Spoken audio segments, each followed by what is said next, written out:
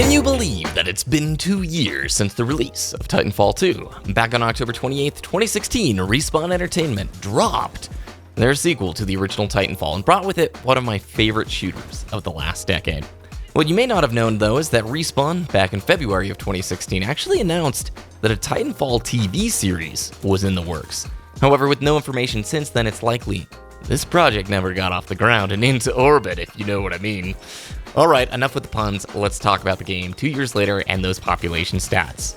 But first, if you enjoyed this video, please subscribe to the channel and ring that alert bell. Many of you have been telling me that the subscriptions are not working, an ongoing problem with YouTube, and so the best way you can stay up to date is subscribe, but also ring the notification bell.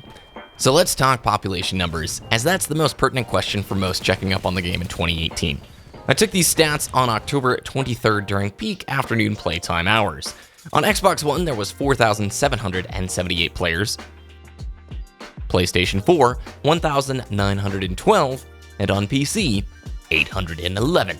And yes, I love this game enough, I have it on all 3 platforms. I mean, the game has been discounted to like $6 how many times at this point? For both console versions of the game, it is more than enough people for you to get in and enjoy matches regularly. The PC has dropped a bit lower than 800 before, and I found it tough to find matches outside of attrition with longer search times than what you run into on the consoles. In my opinion, I had expected these numbers to actually be quite a bit lower on the console side of things, and I'm pretty excited to see that it still has a player base good enough for you to pick up the game and enjoy it in 2018. Now, first of all, if you have yet to pick up Titanfall 2 and you enjoy fast-paced shooters, there are no excuses. This game routinely goes on discount for absurdly low prices, sometimes under $10. After the game's launch and during the last few years, Respawn has spent about 13 months developing free new content updates for Titanfall 2. Respawn ditched the model from the first Titanfall, which revolved around the season pass or the individual paid map packs, in support of a more ongoing free content model that gave owners of Titanfall 2 all of the content updates for free. What's more, no loot boxes whatsoever. There were cosmetic microtransactions available for camos and the like, but you could buy whatever one you wanted. No loot boxes, no random chance nonsense, just supporting the things that you enjoyed. Over those 13 months of support, Titanfall 2 saw 6 new maps for regular multiplayer, 5 of which were remasters from the original Titanfall, a handful of new game modes, a new Titan, a new faction, 2 new weapons, 6 new executions, and 6 new kits over the course of those 5 DLCs.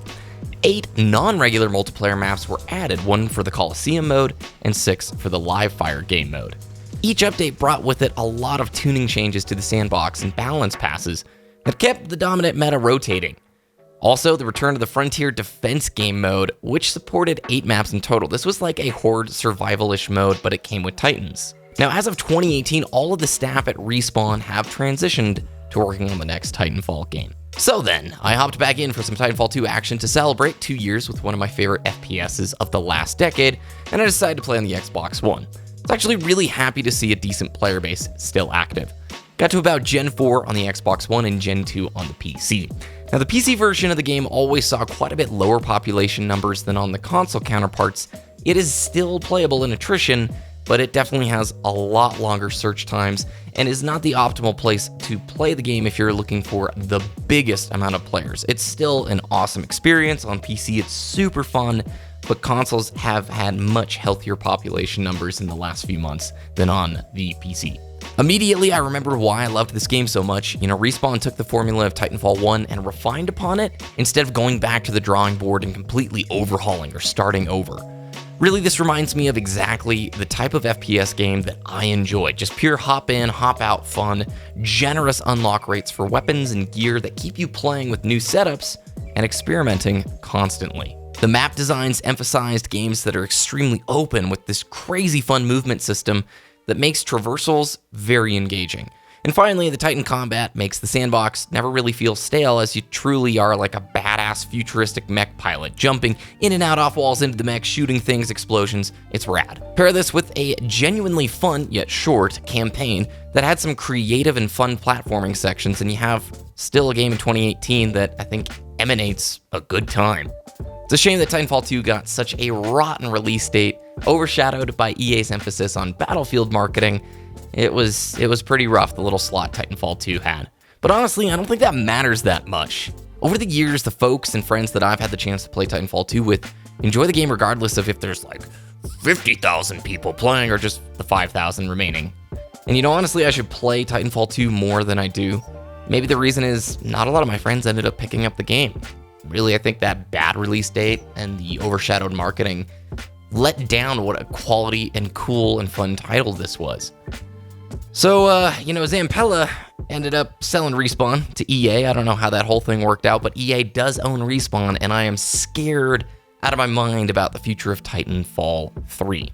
It's going to be very revealing to see what EA does with the franchise moving forward, and I really hope Zampella can maintain a lot of their pro-consumer traits in Titanfall 3 and not let EA, do those EA things to it.